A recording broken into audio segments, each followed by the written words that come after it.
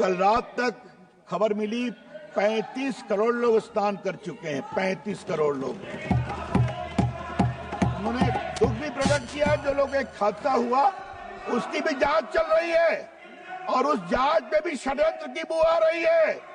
जब पूरा जांच सामने आएगी तो वो हादसा किसने करवाया उनको शर्म से झुकना पड़ेगा, ये भी मैं कहना चाहता हूं। उपसभापति जी, मुझे एक बात जरूर कहनी है। ये कुंभ का नाम सुनते और सनातन का नाम सुनते उनको परेशानी क्यों हो जाती है? क्या हो जाता है? जिस तरह से और एक बात मैं इस सदन में साफ साफ करना चाहता हूं, सनातन का अपमान नहीं सहेगा हिंदुस्तान, ये आप जान लीजिए। बिल्कुल हमें गर्व है कि हमारे देश में सनातन परंपरा है। और एक बात मैं और कहूंगा उपसभापति जी, बड़ी विनम्रता से, हजारों साल में तो सनातन को लोग कमजोर कर नहीं सके, ये लोग क्या है जो सनातन को कमजोर कर।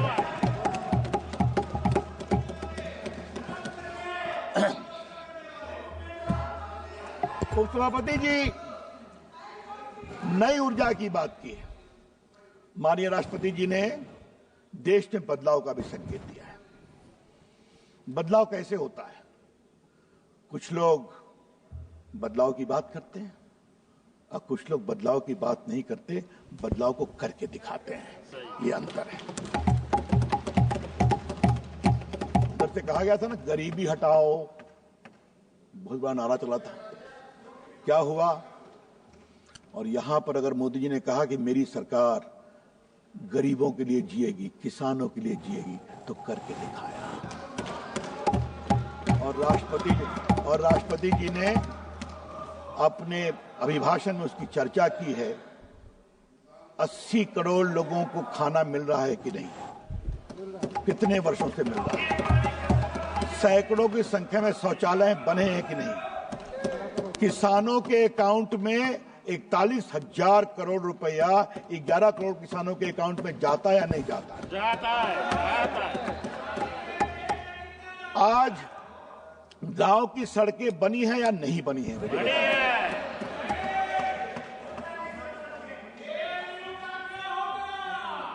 और ये सारा स्कूल हो या अस्पताल हो या आयुष्मान भारत हो या गरीबों की सेवा हो या लखपति दीदी हो या ड्रोन दीदी हो, ये भारत के बदलाव के जो नए कार्यक्रम हैं, ये बिना किसी घोटाले के चल रहे हैं, ईमानदारी से चल रहे हैं।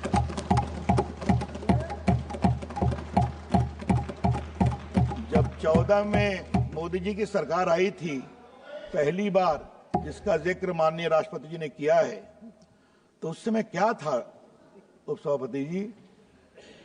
मैं उस समय उस हाउस में था। हमने कहा कि अब 1-2 घोटाला हो गया, थोड़ा शांति हो, फिर नया घोटाला आ गया। कभी कोयला घोटाला है, कभी 2G घोटाला है, कभी कॉमनवेल्थ घोटाला है, कभी आपके वो भी है अंतरिक्ष देवास घोटाला।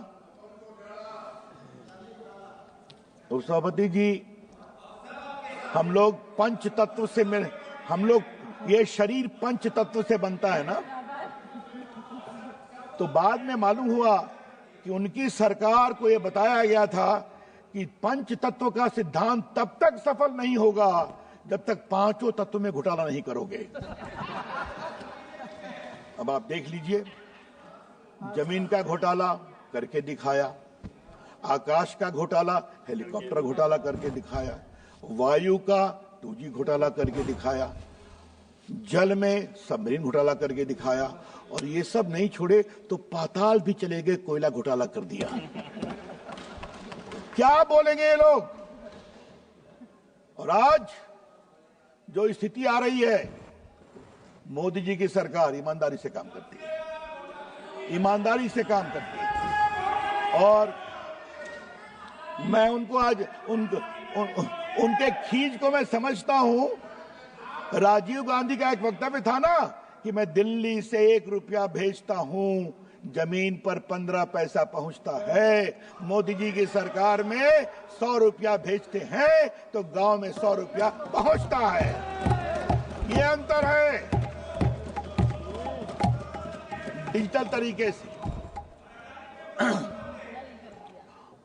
सभापति जी, थोड़ा मैं देश की अर्थव्यवस्था के बारे में बोलना चाहता हूं, क्योंकि महामहिम राष्ट्रपति ने उसकी चर्चा की है। बाकी चूंकि हमारे बहुत ही गुणी मित्र रामवीर बिदुड़ी जी ने बाकी क्या शौचालय कितने बने, क्या बने, वो चर्चा की है, तो मैं उसको रिपीट नहीं करूंगा।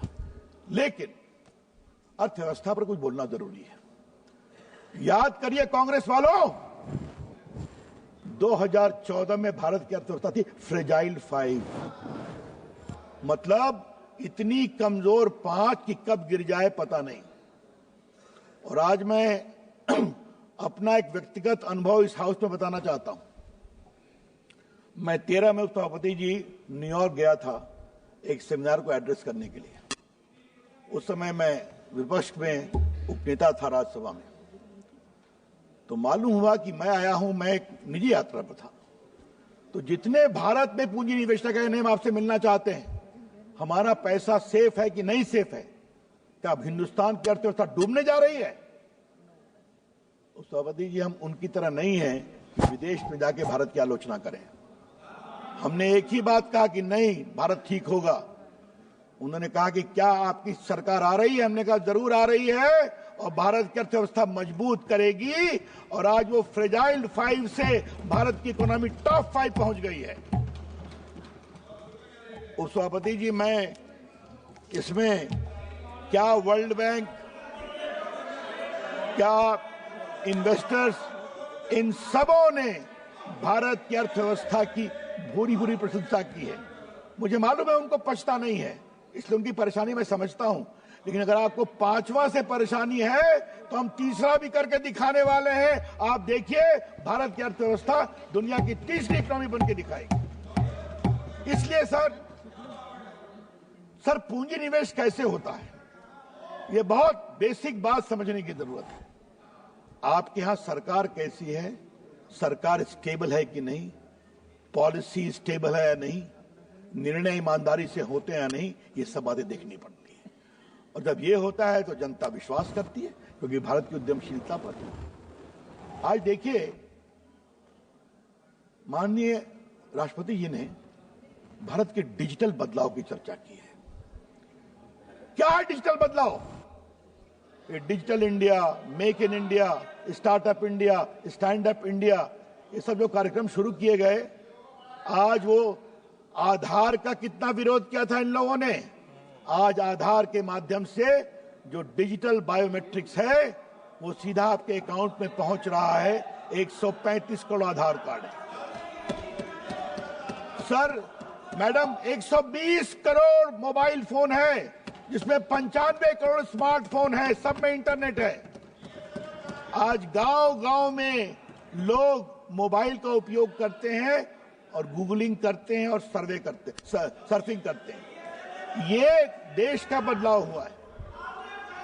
आज देखिए, पूरा कोरोना के समय वर्क फ्रॉम होम काम हुआ कि नहीं, अदालतों में सुनवाई हुई या नहीं हुई, स्कूलों में पढ़ाई हुई या नहीं हुई, पूरा देश डिजिटल इंफ्रास्ट्रक्चर से चला। और आज डिजिटल पेमेंट जिसकी चर्चा माननीय राष्ट्रपति जी ने की, क्षमा करें, भारत का डिजिटल पेमेंट दुनिया का 50% यहां होता है। क्यों? गरीब आदमी भी, इनको परेशानी होती है कि गरीब आदमी इंपावर होता है। इनको परेशानी होती है कि एक ऑटो वाला, एक रिक्शा वाला, एक सब्जी वाला भी आजकल डिजिटल पेमेंट एक्सेप्ट कर रहा है। इससे इनको परेशानी होती है कि मोदी जी ने क्या कर दिया। तो हम करते रहेंगे, क्योंकि बदलने की हिम्मत है हमारे पास, और हमारे नेता की सोच है जो जमीन पर उतारते हैं, इसलिए कर रहे हैं। सभापति जी, एक दो बात विदेश नीति और रक्षा नीति की ओर, उसकी चर्चा महामहिम राष्ट्रपति जी ने की है। याद करिए, इनकी सरकार में क्या आलम था कि देश के सैनिकों को बुलेट प्रूफ जैकेट नहीं थी, याद है ना? इस पर चर्चा बहुत हुई है इस सदन में, पर बुलाइए, रिकॉर्ड देखिए। अगर बाहर से नहीं पहुंची वेपन तो लड़ाई करना मुश्किल। आज मोदी जी की अगुवाई में जो माननीय राष्ट्रपति जी ने कहा है, भारत में ये हाल है कि हम भारत में मेड इन इंडिया डिफेंस ही नहीं बना रहे हैं, उसको बाहर एक्सपोर्ट भी कर रहे हैं लगभग 20,000 करोड़ रुपए का। अभी आपने देखा होगा 2 बड़े बड़े युद्धपोत मेड इन इंडिया माननीय प्रधानमंत्री जी ने वहां डेडिकेट किया है। और सरहद पर सड़कें बनी हैं, निकलिए लद्दाख से पहुंच जाइए अरुणाचल, आपको हर जगह सड़कें मिलेंगी। उस सभापति जी, आज इस सदन में मैं एक बात कहना चाहता हूं, क्या हाल था। इनके पूर्व के डिफेंस मिनिस्टर का स्टेटमेंट ऑन रिकॉर्ड है कि हम सरहद पर सड़कें नहीं बनाएंगे क्योंकि हमको चीन को इरिटेट नहीं करना है। रिकॉर्ड पर है।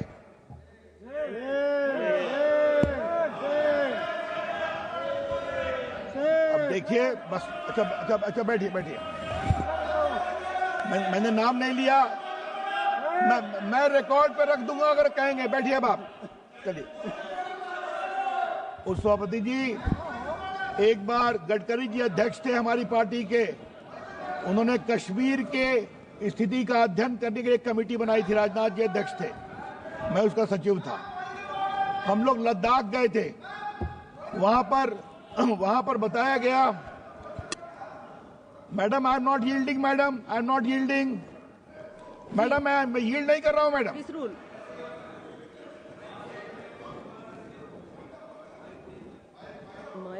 माइक मैडम मैंने यील्ड नहीं किया। Ma'am, rules to be observed while speaking, 352. A member while speaking shall not make a personal reference by making way of an allegation, very good. a motive of questioning the bona fides of any member of the House. Ma'am, he's been continuously referring to Rahul Gandhi ji, former defense minister, while speaking. He was a former law minister, ma'am. He knows the rules and procedures of the House. It has to be removed. Madam, he's making an allegation about China, which is baseless and political. It has to be removed from the record, ma'am. मैं एक सार्थक आलोचना कर रहा हूं राष्ट्र की सुरक्षा के मामले में, मैंने किसी का नाम नहीं लिया है। अगर वो नहीं समझते तो बैठिए।